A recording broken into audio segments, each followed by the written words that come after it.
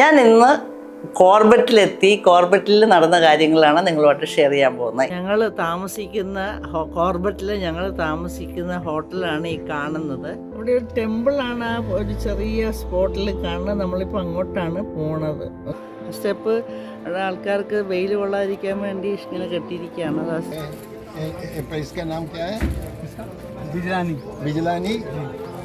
Tiger park.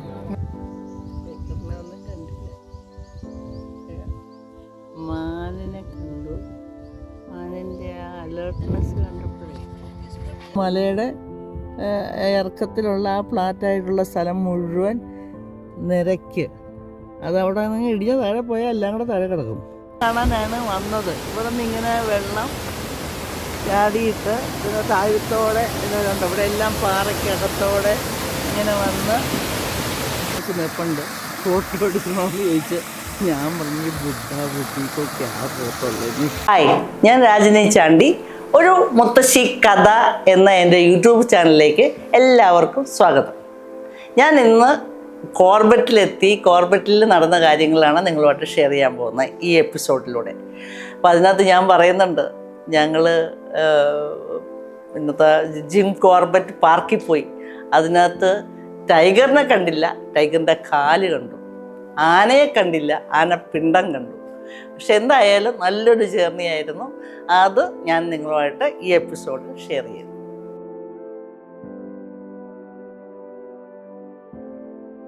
ഞങ്ങൾ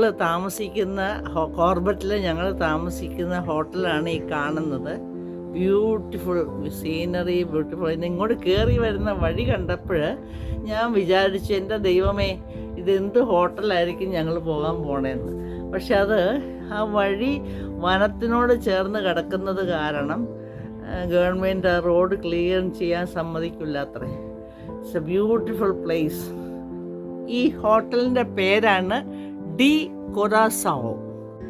ഞങ്ങളിപ്പോൾ പുറത്തേക്ക് ഇറങ്ങിയിട്ട് ഞങ്ങൾ ഇവിടെ അടുത്ത് തന്നെ ഒരു സ്ട്രോബെറി ഫാമുണ്ടായിരുന്നു. അവിടെ പോയി സ്ട്രോബെറിയും തേനൊക്കെ വാങ്ങിച്ചിട്ട് വന്നു. പിന്നെ ഇവിടെ എന്തോ പാട്ടോ മേളോ ഒക്കെ ഉണ്ടെന്ന് പറഞ്ഞ് ഞങ്ങൾ വന്നിരിക്കുകയാണ്.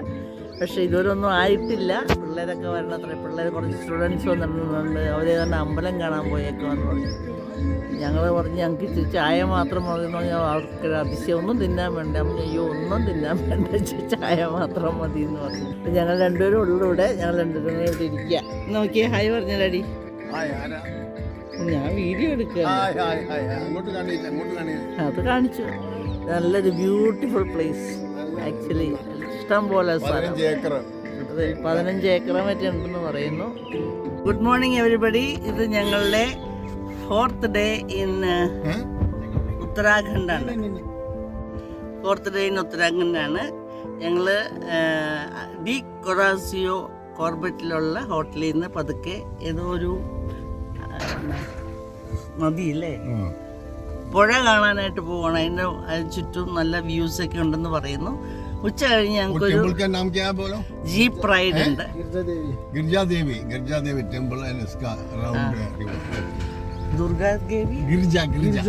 ഗിരിജാദേവി ടെമ്പിൾ എന്ന് പറഞ്ഞ ടെമ്പിളിൻ്റെ അടുത്തേക്കാണ് ഞങ്ങൾ പോണത്. അതിൻ്റെ അടുത്ത് കുറച്ച് സാധനം കാണാനുണ്ട്.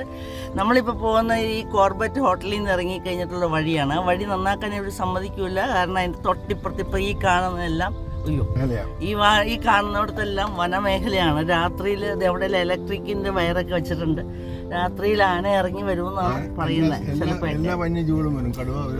അപ്പോൾ ഇന്നത്തെ വിശേഷങ്ങളുമായിട്ട് മുത്തശ്ശനും കൂടെ നിങ്ങളുടെ അടുത്തേക്ക് വരുന്നതായിരിക്കും. Okay, see you. ഇത് കണ്ടോ പാടങ്ങൾ.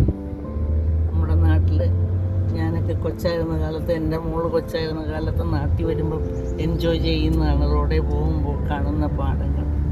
We are missing it. എൻ്റെ മോൾക്ക് ഭയങ്കര ഇഷ്ടമായിരുന്നു ഇങ്ങനെ ബസ്സിലോ കാറിലൊക്കെ യാത്ര ചെയ്യുമ്പോൾ ഈ സൈഡിൽ ഇങ്ങനെ പാടങ്ങൾ കാണുന്നു. ഇപ്പുറത്തെ സൈഡ് നോക്കിക്കഴിഞ്ഞാൽ മുഴുവൻ മാവാണ്, മാംഗോ ട്രീസ്. അത് ഇപ്പുറത്തും മാംഗോ ട്രീസ് ആണ്. ആക്ച്വലി ഇവിടെ നമ്മൾ കൂടുതലും കാണുന്നത് മാംഗോ ട്രീകളാണ്. അത് മാവിൻ്റെ പൂങ്കളയ്ക്ക് ഒരു പ്രത്യേകതയുണ്ട്. ഒരു കൊലയെ തന്നെ പല ഞെട്ട് പോലെ, ആ ഞെട്ടൊരു ബഞ്ച് പോലെ, മുന്തിരിങ്ങയുടെ ഒരു കൊല പോലെ ആകുന്നതായിട്ടാണ് ഞാൻ കണ്ടത്. അവിടെ ഒരു ടെമ്പിളാണ് ആ ഒരു ചെറിയ സ്പോട്ടിൽ കാണുന്നത്. നമ്മളിപ്പോൾ അങ്ങോട്ടാണ് പോണത്. ഓക്കെ, അവിടെ ചെന്നിട്ട് ഞാൻ ക്ലിയർ ആയിട്ട് എടുത്തുതരാം. ഞങ്ങൾ ഗിരിജാദേവി ടെമ്പിളിൻ്റെ അകത്തേക്ക് കയറിക്കൊണ്ടിരിക്കുകയാണ്. ഞങ്ങൾ ഇവിടെ അങ്ങനെ ജാതി മത വ്യത്യാസങ്ങളൊന്നും ഇല്ലെന്ന് തോന്നുന്നു. എല്ലാവരെയും അലൗ ചെയ്യുന്നുണ്ട്, ആരും ചെക്ക് ചെയ്യണമെന്നില്ല. 200 അതായത് 200 വർഷത്തിന് കൂടുതൽ പഴക്കമുള്ള അമ്പലമെന്നാണ് പറഞ്ഞത്. Thank you. പിന്നെ ഇവിടെ വെള്ളം പൊങ്ങുമെന്ന് പറയുന്നു, പക്ഷേ പഴയതിൽ ഇപ്പോൾ വെള്ളമൊന്നുമില്ല. ഇവിടെ അതേപോലെ വെള്ളം വരും എന്ന് പറഞ്ഞു. ഇപ്പോൾ ഈ സീസണിൽ വെള്ളം ഉണ്ടാവില്ല എന്ന് പറഞ്ഞു. എനിവേ ബ്യൂട്ടിഫുൾ വ്യൂ ആണ്. ഇതാണ് അമ്പലം. അമ്പലത്തിൻ്റെ അങ്ങോട്ട് സ്റ്റെപ്പ് കയറി പോകുന്നതാണ് ചുമന്നതായിട്ട് കാണുന്നത്. ഇതിൻ്റെ മുകളിൽ വരെ ഇങ്ങനെ പോകാം. സ്റ്റെപ്പ് ആൾക്കാർക്ക് വെയിൽ കൊള്ളാതിരിക്കാൻ വേണ്ടി ഇങ്ങനെ കെട്ടിയിരിക്കുകയാണ്. അത് ആ സ്റ്റെപ്പ്. ഓക്കെ, അത് ഈ പുഴയുടെ നടുക്കാണ് ഇത് സ്ഥിതി ചെയ്യുന്നത്. അതിൻ്റെ അപ്പുറവും ഇപ്പുറവും പുഴയാണ്. ഇപ്പോൾ വെള്ളം കുറവാണ്. ഈ ഗിരിജാദേവി ടെമ്പിള് സ്ഥിതി ചെയ്യുന്നത് അവിടെ ഭയങ്കര വെയിലായതുകൊണ്ട് എനിക്ക് അവിടെ വെച്ചൊന്നും എടുക്കാൻ പറ്റില്ല. അതുകൊണ്ട് വളരെ ക്ലിയർ ഒന്നും അല്ല കേട്ടോ. ഗിരിജാദേവി ടെമ്പിൾ സ്ഥിതി ചെയ്യുന്നത് ഒരു നദിയുടെ നടുക്കായിട്ടാണ്. ആ നദിയായി കാണുന്നത്. ഈ നദിയിൽ സെപ്റ്റംബർ ഒക്ടോബർ ഒക്കെ ആകുമ്പോഴത്തേനും വെള്ളം നിറഞ്ഞിട്ട് ഇപ്പോൾ കണ്ട ഷെഡൊക്കെ കിട്ടിക്കുന്നത് എല്ലാം അവിടെ നിന്ന് എടുത്ത് പോയിട്ട് ഒരു 10-11 അടി പൊക്കത്തിൽ ഇങ്ങനെ വെള്ളം പൊങ്ങും. അമ്പലത്തിൻ്റെ ഒരു 6-7 അടി പൊക്കം വരെ വെള്ളം പൊങ്ങും. എല്ലാവരും ഹിന്ദുക്കളാണെന്ന് എനിക്ക് തോന്നുന്നു, എല്ലാവരും തന്നെ. പക്ഷെ ഇവിടെ റെസ്ട്രിക്ഷൻ ഒന്നുമില്ല, ആർക്ക് വേണമെങ്കിലും കയറാം ഇറങ്ങാം. അതൊരു നല്ല കാര്യമാണ്.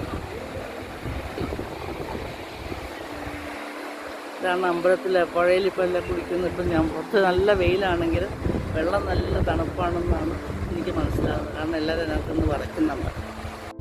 ഞങ്ങൾ ഗിരിജാ മന്ദിരമൊക്കെ കണ്ട് തിരിച്ച് പോരുകയാണ്. ഇത്രയും ഒരു 40-45 മിനിറ്റ് വനത്തിൽ കൂടെ യാത്ര ചെയ്ത് വന്ന് അത് വർത്താണോ എന്ന് ചോദിച്ചാൽ ശരിയാണ്. ഒരു നദിയുടെ നടുക്ക് നിൽക്കുന്ന വലിയൊരു മന്ദിരമാണ്. എല്ലാം കൊണ്ട് ആ ഒരു പ്രകൃതി ഭംഗി നല്ലതാണ്. പക്ഷേ എനിക്ക് തോന്നുന്നത് നമ്മുടെ ഇന്ത്യൻസിന് എല്ലായിടത്തും ഉള്ള ഒരു ഇതാണ് ഞാൻ അവിടെ കണ്ടത്. വൃത്തിയായിട്ട് അത് സൂക്ഷിക്കാൻ സാധിച്ചിട്ടില്ല. അങ്ങോട്ട് പോകുന്ന വഴികളും എല്ലാം തന്നെ, അതായത് അമ്പലത്തിനോട് അടുക്കുമ്പോൾ എല്ലായിടവും വളരെ വൃത്തികേടായിട്ടാണ് കിടക്കുന്നത്. അത് നമ്മളൊന്ന് ശ്രദ്ധിക്കേണ്ടതാണ്. അത് ഇപ്പം ഞങ്ങൾ ശ്രീലങ്കയിൽ പോയിട്ടുണ്ടായിരുന്നു. അപ്പോൾ അവിടെയൊക്കെ ചെല്ലുമ്പോൾ നമ്മളൊരു അമ്പലത്തിലേക്കോ അല്ലെങ്കിൽ ഒരു ബുദ്ധൻ്റെ മന്ദിരത്തിലേക്കോ ഒക്കെ ചെല്ലുന്ന ഒരു കിലോമീറ്ററിനപ്പുറം തൊട്ട് അവർ നല്ല വൃത്തിയായിട്ടായിരിക്കും ആ സ്ഥലങ്ങൾ സൂക്ഷിച്ചിരിക്കുന്നത്.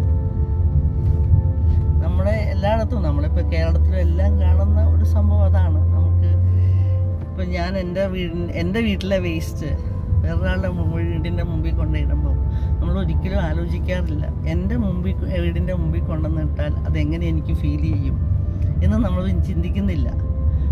അതാണ് നമുക്കുള്ള തെറ്റ്. നമ്മുടെ സൗകര്യത്തിനനുസരിച്ച് മറ്റുള്ളവരുടെ വീടിൻ്റെ മുമ്പിൽ കൊണ്ട് എറിയാണ്.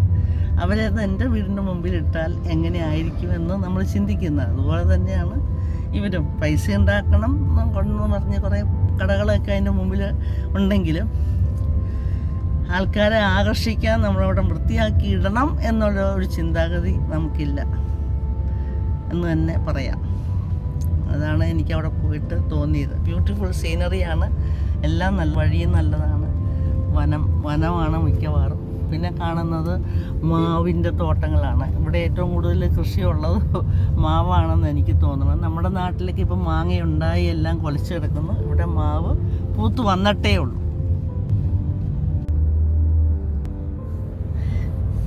ഞങ്ങൾ ഇപ്പോൾ യാത്ര ചെയ്യുന്നത് ഭയങ്കര ഫോറസ്റ്റിൽ കൂടെയാണ്. ഈ ഫോറസ്റ്റിൽ കൂടെ ഏകദേശം 10-30 കിലോമീറ്റർ അല്ലേ, ഏകദേശം 40 മിനിറ്റ്സോളം ഡ്രൈവ് ഉണ്ട്. 10-30 കിലോമീറ്റർ ഡ്രൈവ് ഉണ്ട്.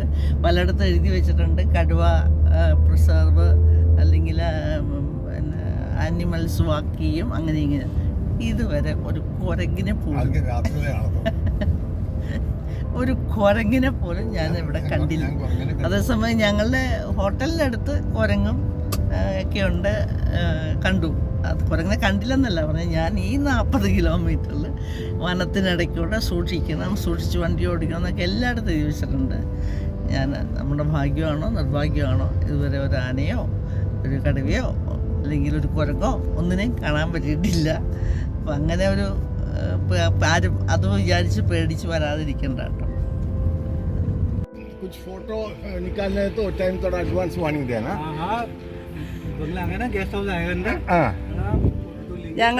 ഞങ്ങളൊരു ജീപ്പ് ടൂറിന് ഇറങ്ങിയിരിക്കുകയാണ്. ഞങ്ങളുടെ സാരഥി സുനിൽ. ജरा हाय बोलना बच्चों इस तरह. हाय मैडम नहीं बोलो बोला. हाय दीदी. हाय दीदी. വനം tiger safari park, tiger park. ഇവിടെ ജിം കോർബറ്റ് ടൈഗറിനെ नाम क्या है? इसका नाम क्या है? Bijlani tiger park. Tiger park हैं? Corbett park. ബിജിലാനി ഗോർബറ്റ് പാർക്കിൽ ഞങ്ങൾ എത്തിയിട്ടുണ്ട്. കോർബറ്റ് ബിജിലാനി കോർബറ്റ് പാർക്കിൽ ഞങ്ങൾ എത്തിയിട്ടുണ്ട്. Tiger resort. ഇവിടെ നമ്മൾ കൊടുത്തിരിക്കുന്ന എന്താ പറയുക ID കോഡ് മാത്രമല്ല, ഇപ്പം നമ്മൾ അവിടെ കയറാൻ നേരത്ത് കൊടുത്ത ID അല്ലാതെ പാസ്പോർട്ട് ID എല്ലാം കാണിച്ചാലൊന്നും അവർ കയറ്റി വിടില്ല. ഏത് ID-യിലാണ് ഇവിടെ രജിസ്റ്റർ ചെയ്തിരിക്കുന്നത് ആ ID തന്നെ ഇവിടെ കാണിക്കണം, അല്ലാതെ വേറെ ID-യിൽ കയറ്റില്ല. അപ്പോൾ ഞങ്ങൾ കൊടുത്ത ID തന്നെയാണെന്ന് വിചാരിക്കുന്നു. അപ്പോൾ ഞങ്ങളിവിടെ എത്തിയിട്ടുണ്ട്, അല്ലെങ്കിൽ ഞങ്ങൾ തിരിച്ചു ഉത്തരവുണ്ട്. ഇവിടെ ടൈഗറിനെ കാണാൻ പറ്റുമോ? टाइगर को देखने को मिलेगा? मैम कोशिश पूरी करेंगे. कोशिश करेगा मेरा सुनील, और हम लोग देखेगा तो मैं फोटो दिखाएगा. Okay, thank you, bye. Second, if you have to eat something, so don't throw outside. Means रेपरेटिसी.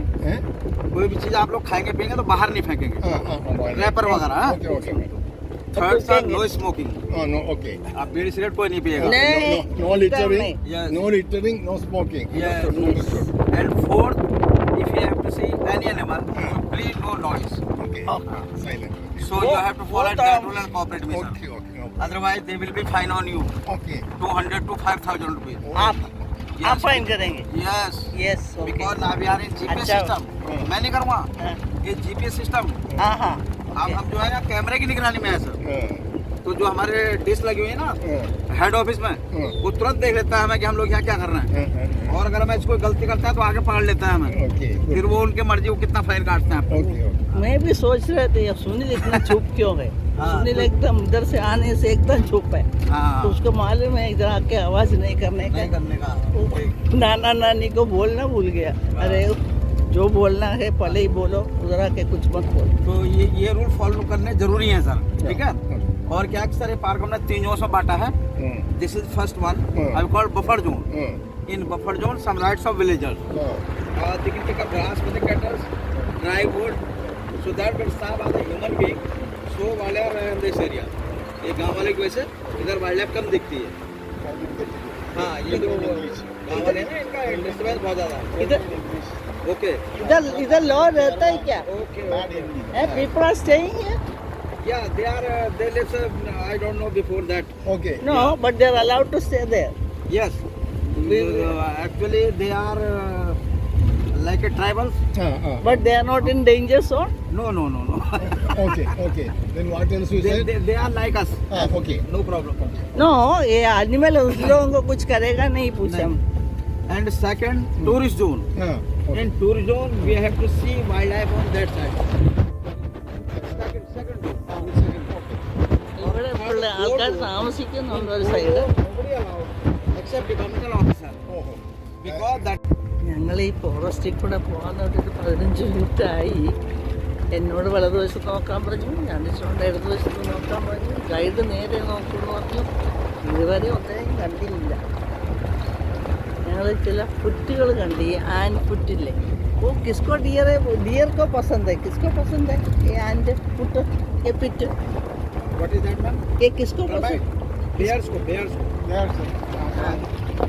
മാനിന് ഇഷ്ടമുള്ളതാണത്. ഇത് എവിടെയൊക്കെ പുറ്റുണ്ട്, ഇഷ്ടംപോലെ പുറ്റുകൾ. നമ്മുടെ നാട്ടിൽ ഇങ്ങനെ പുറ്റിനകത്തുനിന്ന് പാമ്പിറങ്ങി വരുന്നൊക്കെ ഞാൻ और you know Andaman Nicobar. There is the tribals. They collect it tonight and they make it soup of the night. They drink soup of the night. ആദ്യമായിട്ട് ഞങ്ങൾ എത്രയാ സ്പോട്ടഡ് മാനിനെ കുറേ കണ്ടു. എത്രയാ 3, 6, 7 മാൻ ഇവിടെ ഉണ്ട് കേട്ടോ. ടൈഗറിനെ ഒന്നും കണ്ടില്ലെങ്കിലും മാനിനെ കണ്ടു. 7 എണ്ണം ഉണ്ട്. ഓക്കെ ഓക്കെ പുത്ര. ഇത് സ്പോട്ടഡ് മാൻ റൈറ്റ് ना? ओके बच्चों चलो चले उधर क्या है? डेयरियां सेम ही है. उधर है? They are all same. Yes. हाँ उधर एक है. अच्छा अच्छा अच्छा. ഇത് ലെഫ്റ്റ് സൈഡിൽ ഒരെണ്ണം ഉണ്ട്. Having relax here also. Rest അവിടെ ഒരാൾ ഉറങ്ങുന്നുണ്ട്. Under that tree. ഇതിന് താഴെ മരത്തിൻ്റെ അടുത്തായിട്ട് ഒരാൾ ഉറങ്ങുന്നുണ്ട്.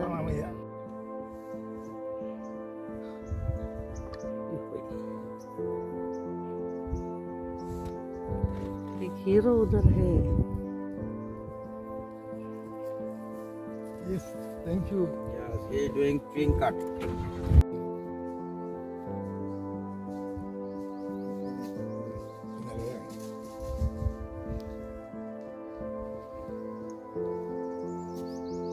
ഞങ്ങളിങ്ങനെ ഇപ്പം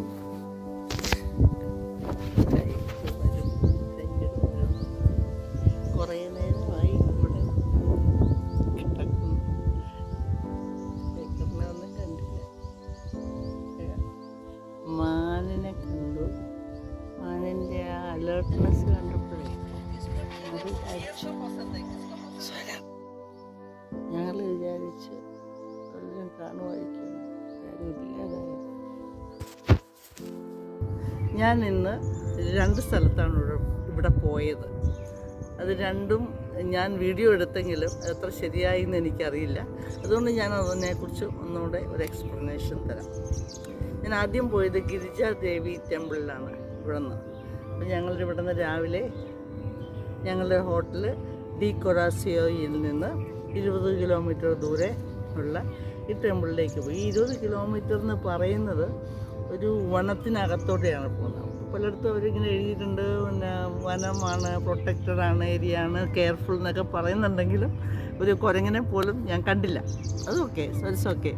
പക്ഷെ അവിടെ ചെന്ന് കഴിഞ്ഞപ്പോൾ ഈ ഗിരിജാദേവി ടെമ്പിൾ ഇരിക്കുന്നത് ഒരു നദിക്കകത്താണ്, നദിയുടെ നടുക്കായിട്ടാണ്.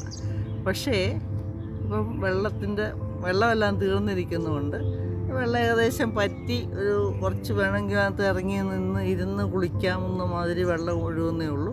അതിൻ്റെ സൈഡിലായിട്ട് കുറേ ടെൻറ്റും ഈ ആൾക്കാർക്ക് ഇരിക്കാനായിട്ട് കസേരയൊക്കെ ഇട്ടിട്ടുണ്ട്. പക്ഷെ അവർ പറയുന്നത് മഴക്കാലം ആകുമ്പോഴത്തേനും വെള്ളം നിറയും, ഇതെല്ലാം ഒഴുകി അതെല്ലാം എടുത്ത് മാറ്റും എന്ന് പറയുന്നത്. അപ്പോൾ അമ്പലത്തിൻ്റെ പകുതി വഴി വരെയും ടെമ്പിളിൻ്റെ പകുതി വരെയും വെള്ളം പൊങ്ങാറുണ്ട്.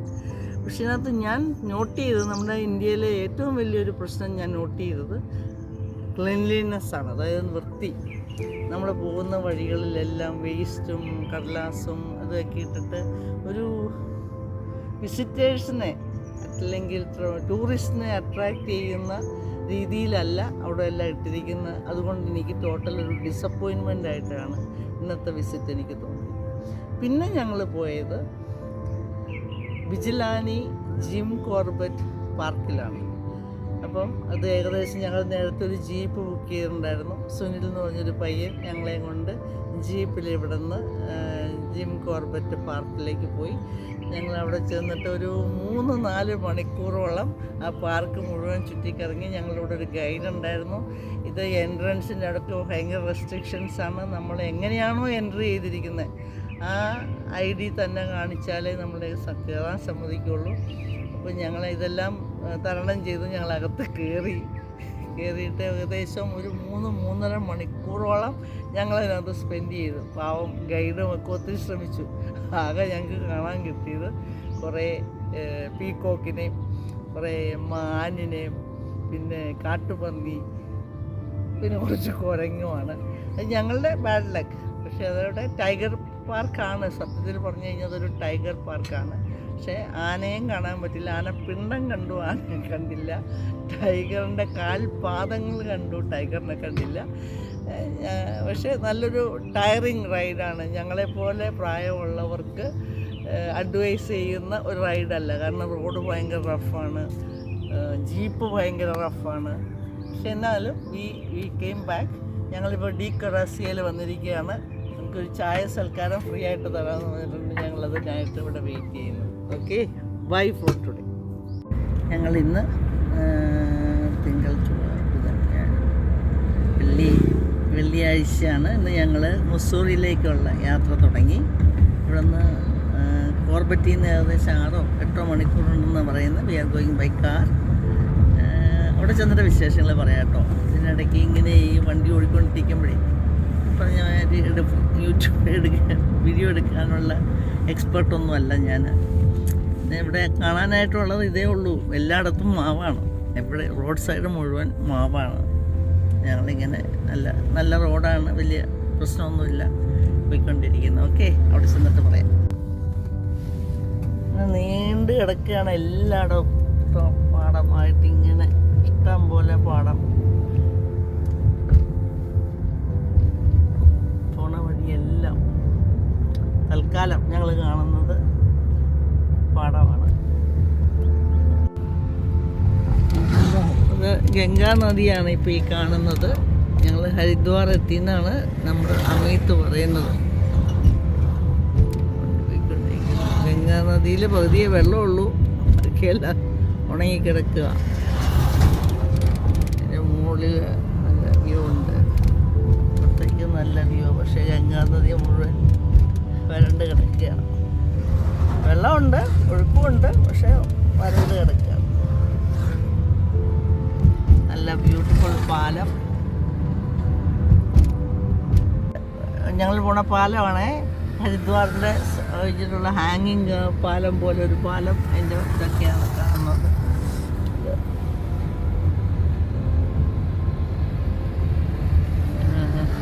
ഇനി ഞങ്ങൾക്കൊരു 100 കിലോമീറ്ററോളം 80-100 കിലോമീറ്ററോളം പോകണം മിസ്സൂറി എത്തണമെങ്കിൽ. ഞങ്ങൾ രാവിലെ 9 മണിക്ക് സ്റ്റാർട്ട് ചെയ്തതാണ്. 8:45 എത്ര മണിയാണ്? अभी टाइम क्या हुआ है अमित?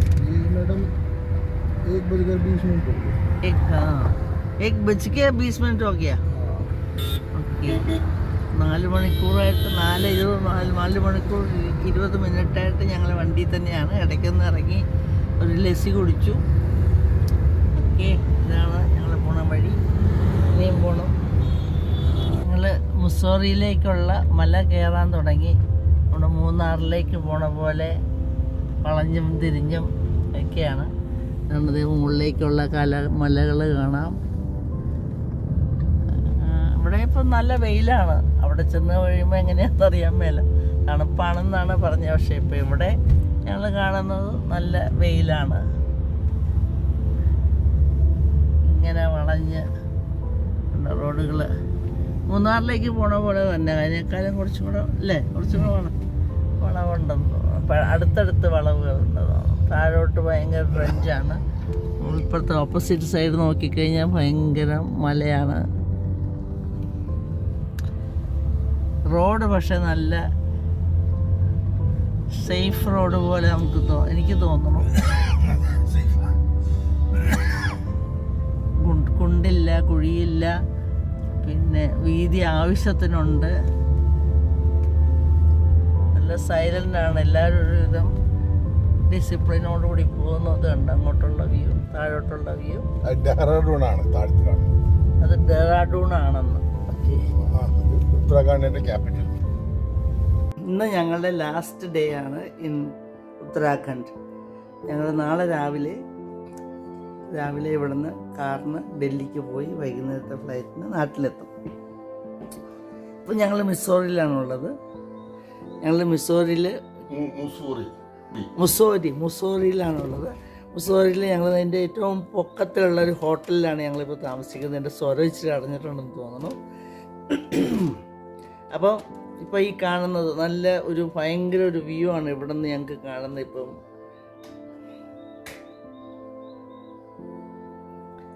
കണ്ട,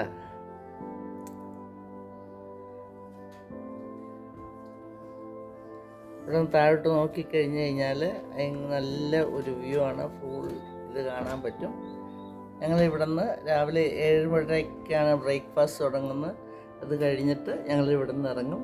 പോണ വഴിക്ക് ബാക്കി കാഴ്ചകൾ കാണുന്നത് നിങ്ങളുമായിട്ട് ഞാൻ ഷെയർ ചെയ്യാം. ഓക്കെ, ഞങ്ങൾ ഹോട്ടലിൽ നിന്ന് ഇറങ്ങി. വഴിയെന്ന് പറഞ്ഞാൽ ഇത് നോക്കിക്കോ, അങ്ങനെ എങ്ങനെ പെൻറ്റ് ചെയ്യാൻ വളയാൻ പോണെന്ന്.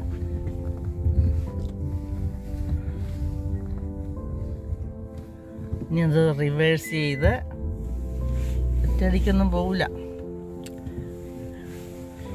നമ്മൾ മുകളിലാണ് നിൽക്കുന്നത്, താഴെയാണ് നമ്മുടെ സ്പ്രേ സ്ഥലമൊക്കെ കാണുന്നത്.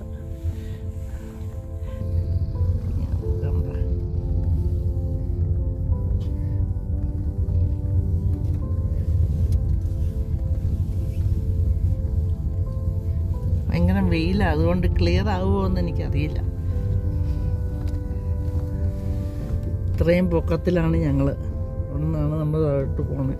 കാണുന്ന വീടുകൾ കുലുങ്ങുന്നുമുണ്ട്. സൈലൻ്റാണ് പ്ലേസ്, പ്രോപ്പർട്ടി. ആരും അങ്ങനെ ഉച്ചയും ബഹളങ്ങളൊന്നുമില്ല.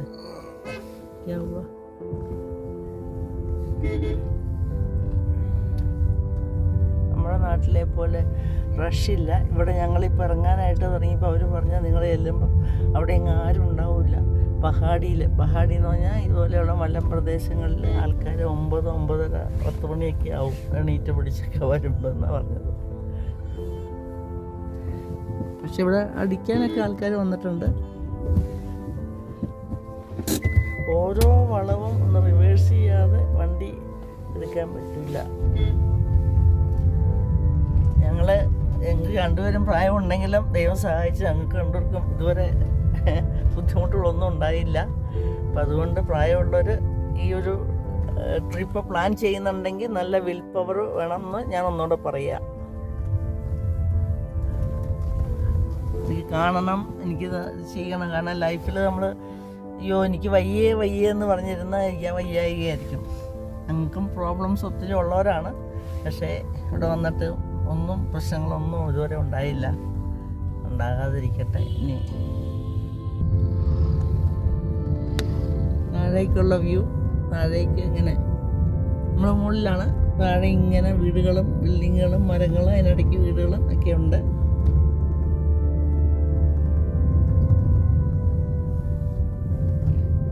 ഹില്ലാണ്. ഹില്ലിൻ്റെ ഇടയ്ക്ക് ഇല്ലേ പരന്ന സ്ഥലങ്ങൾ എവിടെ കാണുന്നു അല്ലേ? സൂര്യ എന്ന് പറയുന്നത് അവിടെ അവർ വീട് വയ്ക്കുന്നു. ഇവിടെ വലുതായിട്ട് പ്ലാന്റ് ഇത് വെജിറ്റേഷൻ ഒന്നും കണ്ടില്ല. എല്ലാം വലിയ വലിയ മരങ്ങളെ കണ്ടുള്ളൂ. അപ്പോൾ ഞാനിവിടെ ചോദിച്ചായിരുന്നു, ഇവിടെ എന്നൊക്കെ പറയുമ്പോൾ ആപ്പിളൊക്കെ കിട്ടുമായിരിക്കുമല്ലോ.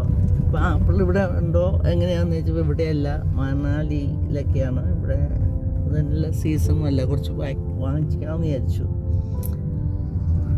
ഇവിടെ അത് വലിയ വെജിറ്റേഷൻ ഒന്നും കണ്ടില്ല. ഫ്രൂട്ട് പ്ലാന്റ്സോ ഒന്നും കണ്ടില്ല. പാറ മലകൾ ഞാൻ പറഞ്ഞില്ലേ ഒന്നും ഇല്ലാത്ത പാറ അവിടെ ഇല്ലാത്തതിന് കാരണം ഇതാണ്. ഐസാണ്. ഐസ് കൊണ്ട് എപ്പോഴും കവർ ചെയ്യുന്നതുകൊണ്ടാണ്. അതേസമയം ഇപ്പുറത്തേക്ക് മാറിക്കഴിയുമ്പോൾ നല്ല മരങ്ങളാണല്ലോ.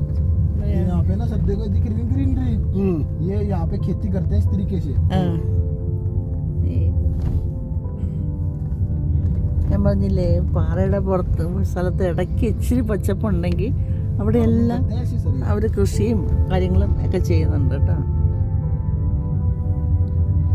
ഇങ്ങനെ നിരയായിട്ട് അങ്ങ് വരെ ബിൽഡിങ്ങുകൾ ഇങ്ങനെ പണിതിരിക്കുക. അതായത് ഒരു മലയുടെ ഇറക്കത്തിലുള്ള ആ ഫ്ലാറ്റായിട്ടുള്ള സ്ഥലം മുഴുവൻ നിരയ്ക്ക് അതവിടെ നിന്ന് ഇടിയ താഴെ പോയാൽ എല്ലാം കൂടെ താഴെ കിടക്കും. കുളു മണാലിയിൽ സംഭവിച്ച പോലെ, സിംലയിലല്ലേ, സിംലയിൽ സംഭവിച്ച പോലെ എങ്ങനെ ഒരു ഇടിവുണ്ടായാൽ ഒക്കെ കൂടെ താഴെ കിടക്കും. ഇങ്ങനെയാണ് ഇവിടെ എല്ലാവരും ജീവിക്കുന്നത്. ആരും അങ്ങനെ പോഷായിട്ടൊരു വീട് കണ്ടില്ല അല്ലേ? വളരെ പോഷായിട്ടുള്ള വീടുകളൊന്നും കണ്ടില്ല. എല്ലാവരും തന്നെ ഒരുവിധം സാധാരണക്കാരായിട്ടാണ് ഇവിടെ കണ്ടിരിക്കുന്നത്. ഞങ്ങൾ ഈ വെള്ളച്ചാട്ടം കാണാനാണ് വന്നത്. ഇവിടെ നിന്ന് ഇങ്ങനെ വെള്ളം ചാടിയിട്ട് ഇതിന് താഴത്തോടെ ഇതുണ്ട്. ഇവിടെ എല്ലാം പാറയ്ക്കകത്തോടെ ഇങ്ങനെ വന്ന് ഇങ്ങനെ ഇതിൻ്റെ താഴത്തോടെ എൻ്റെ ദൈവം എൻ്റെ മൊബൈൽ. പിന്നെ ഇവിടെ ഒരു പാലമാണ്. ഇതിൻ്റെ അതിൽ കൂടെ ഇപ്പുറത്തെത്തുമായിരിക്കും വെള്ളം. ഇഷ്ടം എന്താ അവിടെ നിന്ന് വെള്ളം ഇങ്ങനെ ഒഴുകി ഇപ്പുറത്തേക്ക് പോവാണ്. ഇതാണ് വെള്ളച്ചാട്ടം. ഈ വെള്ളച്ചാട്ടം കാണാനാണ് ഞങ്ങൾ വന്നത്. എൻ്റെ മൊബൈൽ എനിക്ക് പേടി. അപ്പം ഞാൻ ഇപ്പുറത്തെ സൈഡാണ് നേരത്തെ എടുത്തത്. ഇതിപ്പോൾ നോക്കി അപ്പുറത്തെ സൈഡിലേക്ക് നോക്കി കാണാമോ? പ്രാർത്ഥന. അവിടെ എല്ലാം ഇതുപോലെ തന്നെ അപ്പുറത്തെ സൈഡിലും ബിൽഡിങ്സ് ഉണ്ട്. ഞാൻ ചോദിച്ചത് ഇത് ഇങ്ങനെ ഈ ബിൽഡിങ്ങുകൾ ഇങ്ങനെ കെട്ടാൻ ഗവൺമെൻറ് സ്ഥലം കൊടുക്കുന്നതാണോ എന്ന് ചോദിച്ചപ്പോൾ എൻ്റെ ഡ്രൈവർ പറഞ്ഞത് ഇത് പണ്ട് മുതൽ താമസിച്ച ആൾക്കാർ അവരുടെ അങ്ങ് താമസിച്ച് പോവാന്നാണ് പറഞ്ഞത്. ഇനിയിപ്പോൾ പുതുതായിട്ട് കൊടുക്കുന്നില്ലായിരിക്കും. അപ്പോൾ നമ്മളൊന്നും ജീവിതത്തിൽ ഒരിക്കൽ കണ്ടിരിക്കുന്ന എപ്പോഴും നല്ലതാണ്. ദൈവം തന്ന പ്രകൃതി ഭംഗികൾ വല്ലപ്പോഴെങ്കിലും ആസ്വദിക്കാം. ഇതൊക്കെ എന്നും ആസ്വദിക്കാൻ ഭാഗ്യം ചെയ്തവരാണ്. നമുക്ക് വല്ലപ്പോഴെങ്കിലും വന്നൊന്ന് കാണാൻ പറ്റുന്നവർ വന്ന് കാണുക. Beautiful place. हमारा सारथी अमित हमारा साथ सब एडवाइस देता है. हमको अच्छी तरह से सेफ ड्राइव करके लेके आता है. जरा हाई एक मिनट अमित जरा हाई बोलना रे. हाय. ഇവിടെ വന്നിട്ട് എല്ലായിടത്തും ഏറ്റവും മിസ് ചെയ്യുന്നത് എന്നാന്ന് വെച്ച് കഴിഞ്ഞാൽ നമുക്ക് ഫോറിനേഴ്സിന് അല്ലെങ്കിൽ ടൂറിസ്റ്റിന് വരുന്നവർക്ക് ഒരു പ്രോപ്പർ ടോയ്ലറ്റ്സ് ഒരിടത്തുമില്ല. നമ്മളൊരു ധാബയിൽ ചെന്നാലും ആ ധാബയൊക്കെ നല്ല ഭംഗിയാക്കി, അല്ലെങ്കിൽ ധാബ എന്ന് പറഞ്ഞു കഴിഞ്ഞാൽ ഇവിടുത്തെ ചായക്കടയെന്ന് വെച്ചു ചായക്കടയൊക്കെ നല്ല ഭംഗിയാക്കിയിട്ടുണ്ടാവും. പക്ഷേ ടോയ്ലറ്റിൻ്റെ അകത്തേക്ക് അത് നമുക്ക് ഭയങ്കര നമ്മൾ എന്തുകൊണ്ടാണ് നമ്മുടെ ആൾക്കാരത് മനസ്സിലാക്കാത്തതെന്ന് എനിക്കറിയില്ല. ഞങ്ങൾ ഇന്നലെ ഒരു പാർക്കിൽ കോർബറ്റിൽ പോയിട്ട് അവിടെ അവിടെയുള്ള ഓഫീസേഴ്സുമായിട്ട് അതിനെക്കുറിച്ചൊരു ആർഗ്യുമെൻ്റൊക്കെ കഴിഞ്ഞാണ് ഞാൻ പോകുന്നത്. അവിടെയാണെങ്കിൽ ഈ ചിലരുണ്ടല്ലോ പിന്നെ വീഡിയോ എടുക്കാനും ഒക്കെ ആയിട്ട് ഇങ്ങനെ 2-3 ദിവസം, അത് എസ്പെഷ്യലി ഫോറിനേഴ്സിനാണ് അതിന് താല്പര്യമുള്ളവർ. അവർ വന്നിട്ട് അവിടെ താമസിക്കാനായിട്ടൊരു വീടൊക്കെ അറേഞ്ച് ചെയ്തിട്ടുണ്ട്. അപ്പോൾ അവർക്ക് ഉപയോഗിക്കാൻ വരെയുള്ള ടോയ്ലറ്റ്സാണ്. അതിനകത്ത് മണത്തട്ട് കയറാൻ മേല 1, 2 കതകിന് കുറ്റിയില്ല. ഞാൻ പറഞ്ഞു ഇങ്ങനെ 20,000 25,000 മറ്റാണ് പെർ ഡേ റെൻ്റ് അതിന് വാങ്ങിക്കുന്നതെന്ന് പറഞ്ഞു.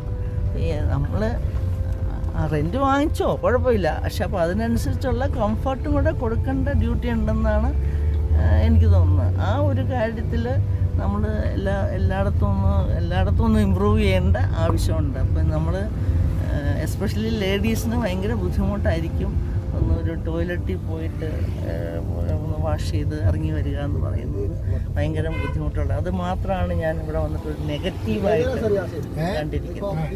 അപ്പം ഈ ഗാർഡൻ എന്ന് പറഞ്ഞ ഒരു സ്ഥലത്തേക്ക് പോയിക്കൊണ്ടിരിക്കുകയാണ്. അങ്ങോട്ട് വരാനായിട്ട് കുറേ ഡ്രൈവ് ചെയ്യേണ്ടി വന്നു. അതിനകത്ത് കയറി കഴിഞ്ഞാൽ അറിയാം ഗുഡ് ഇറ്റ് ഈസ്. അവിടെ ഫോട്ടോഗ്രാഫേഴ്സ് നിൽപ്പുണ്ട്.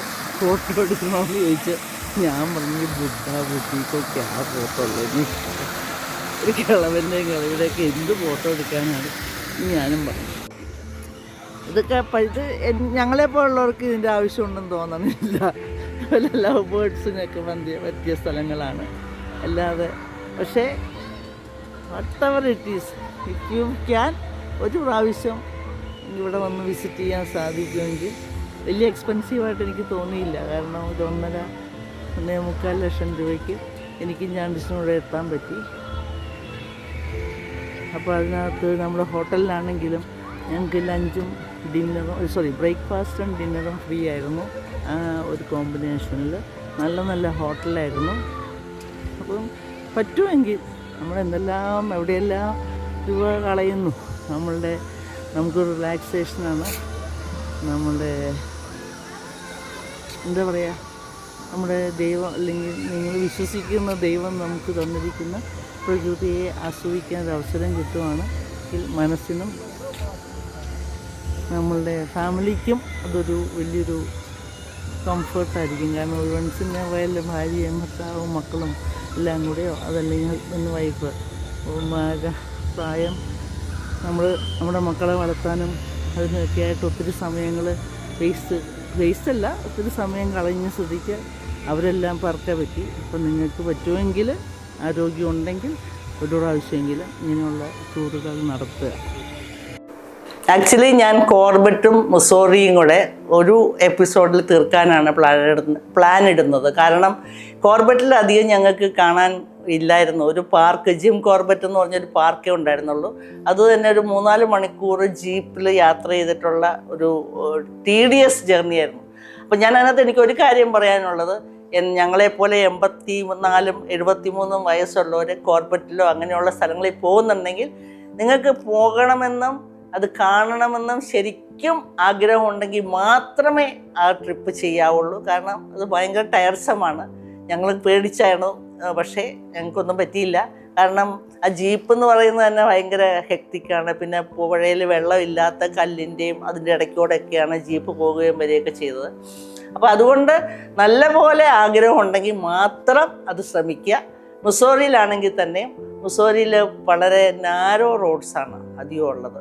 അപ്പം അതുകൊണ്ട് കുറച്ച് ഹില്ലിലേക്കൊക്കെ പോകുന്നത് നമുക്ക് പ്രായമുള്ളവർക്ക് കുറച്ച് ബുദ്ധിമുട്ടായിരിക്കും. അപ്പോൾ എൻ്റെ മോള് പറഞ്ഞു അത്രയും വലിയ ടോപ്പിലൊന്നും പോയി ആക്ഷൻ എടുക്കണ്ട എന്ന് പറഞ്ഞുകൊണ്ട് ഞങ്ങൾ സിമ്പിളായിട്ട് കാണാൻ പറ്റിയ സ്ഥലങ്ങളാണ് കണ്ടത്. പക്ഷേ നൈനിറ്റാളാണെങ്കിലും കോർബറ്റ് ആണെങ്കിലും മുസോറി ആണെങ്കിലും it's beautiful place to see. നമുക്ക് ദൈവം തന്ന ഒരു ദാനം, പറ്റുമെങ്കിൽ എല്ലാവരും കാണുക. പിന്നെ എനിക്ക് വേറൊരു സജഷൻ കൂടെ ഉള്ളത്, നമ്മുടെ പ്രായത്തിൽ, അല്ലെങ്കിൽ എൻ്റെ പ്രായത്തിലുള്ള അല്ലെങ്കിൽ ഞങ്ങളുടെ പ്രായത്തിലുള്ളവർ ഗ്രൂപ്പിൽ പോകാതിരിക്കുന്നതായിരിക്കും നല്ലത്. നമുക്ക് പേഴ്സണായിട്ട് ഒരു ഡ്രൈവറെയും ഒരു കാറും അറേഞ്ച് ചെയ്യാൻ അല്ലെങ്കിൽ അഫോർഡ് ചെയ്യാൻ പറ്റുമെന്നുണ്ടെങ്കിൽ അതായിരിക്കും നല്ലത്. എന്താണെന്ന് വെച്ച് കഴിഞ്ഞാൽ ഇപ്പോൾ നമുക്ക് തോന്നുകയാണ് ഐ എം ടയേർഡ്, ഇന്ന് നമുക്ക് കാണണ്ട എന്ന് വെച്ചാൽ കാണണ്ട, അത്രയേ ഉള്ളൂ. അപ്പം മറ്റൊരു ഗ്രൂപ്പിൽ പോയി കഴിഞ്ഞാൽ അവർക്ക് ഷെഡ്യൂൾഡാണ്. അപ്പോൾ അതിനനുസരിച്ച് നമ്മൾ ഓടേണ്ടി വരും, നമുക്കൊരു റെസ്റ്റ് കിട്ടില്ല. അപ്പോൾ അത് എൻ്റെ ഒരു സജഷനാണ്. ഞങ്ങൾ അങ്ങനെയാണ് ടൂറുകൾ പോകാൻ പ്ലാൻ ഇട്ടിരിക്കുന്നത്. ഇപ്പോൾ ഞങ്ങൾ അർമേനിയയ്ക്ക് പോകാൻ പ്ലാൻ ഇട്ടിട്ടുണ്ട്. 10-ാം തീയതിയോടുകൂടി പോകുമായിരിക്കും. അതും ഞങ്ങൾ അങ്ങനെയാണ് പ്ലാൻ ഇട്ടിരിക്കുന്നത്. ഞങ്ങൾക്ക് 2 പേർക്കുമായിട്ട് ഒരു കാറും ഡ്രൈവറും പിന്നെ എക്സ്പ്ലെയിൻ ചെയ്യാനായിട്ടൊരു ഗൈഡിനെയും കൂടെ വെച്ചിട്ടുണ്ട്. അപ്പം ഇനി ഞാൻ അർമേനിയയ്ക്ക് പോയിട്ട് ബാക്കി പറയാം. Okay, by.